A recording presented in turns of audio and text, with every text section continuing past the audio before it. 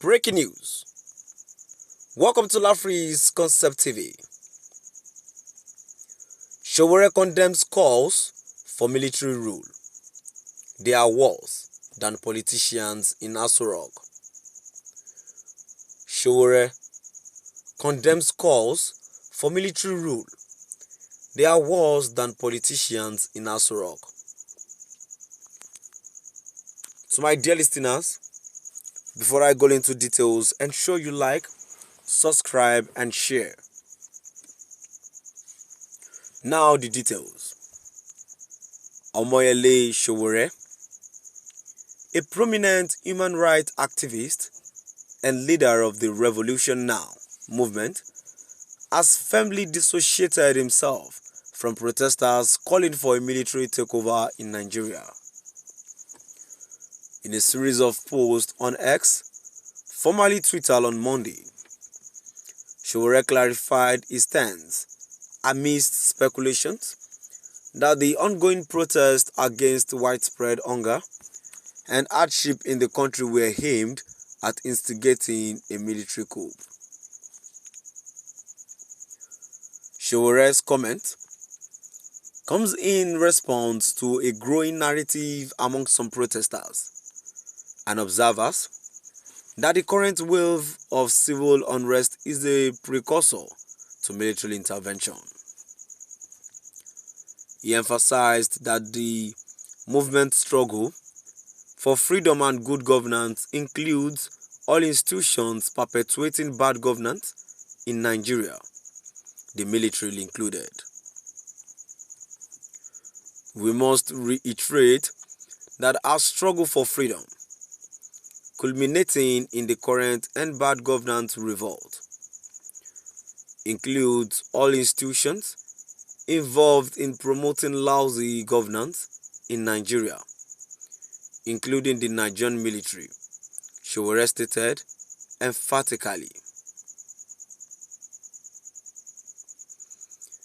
The activist expressed deep concerns over the actions of some protesters in Kano and Kaduna, who were seen waving Russian flags and calling for military intervention.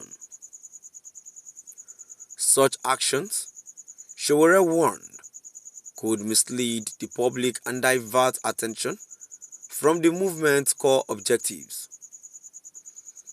He also noted the suspicious presence of military personnel at various protest sites, suggesting an undercurrent of manipulations.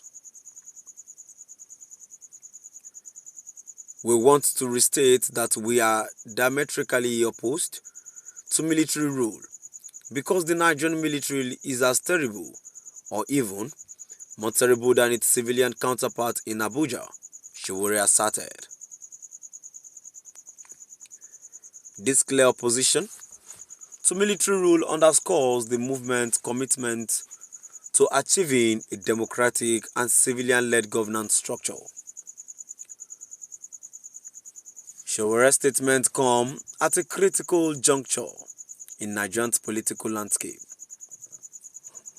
The End Bad Governance in Nigeria, Days of Rage and Revolution Now movement have garnered significant support across the nation, mobilizing citizens to demand an end to corruption, poor governance and systematic failures that have plagued the country for decades.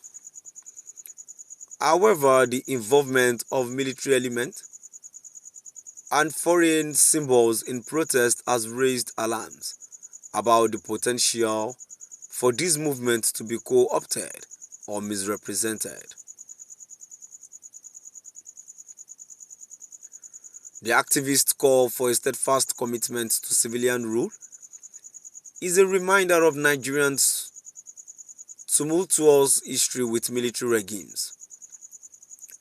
The nation has experienced several military coups since gaining independence in 1960.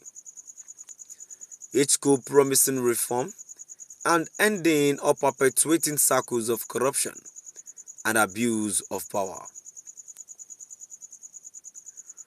Sowore's firm stance against military intervention aligns with the broader goals of the Revolution Now movement, which seeks to dismantle oppressive structures and build a transparent, accountable government. In recent weeks, the economic situation in Nigeria has deteriorated further with increasing reports of hunger, unemployment, and inflation. This has led to widespread frustration and anger among the populace, fueling the ongoing protest. The government, on its part, has struggled to address these issues effectively, leading to a growing sense of disillusionment among citizens. Despite the challenges, Sowore remains hopeful about the future of the movement and the country. He believes that through sustained peaceful protest and civic engagement, Nigerians can overcome the current adversities and usher in a new era of good governance.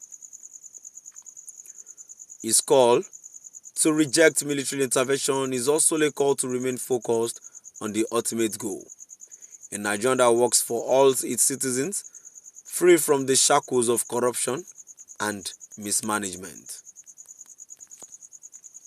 Sowore's unequivocal rejection of military rule serves as a clarion call to all Nigerians to remain vigilant and committed to the principles of democracy and human rights. It is a reminder that while the path to freedom and good governance may be fraught with challenges, it is a journey worth undertaking. As the protests continue, it is crucial for all stakeholders to engage in constructive dialogue and seek solutions that address the root causes of the nation's problems. Now, to my dear listeners,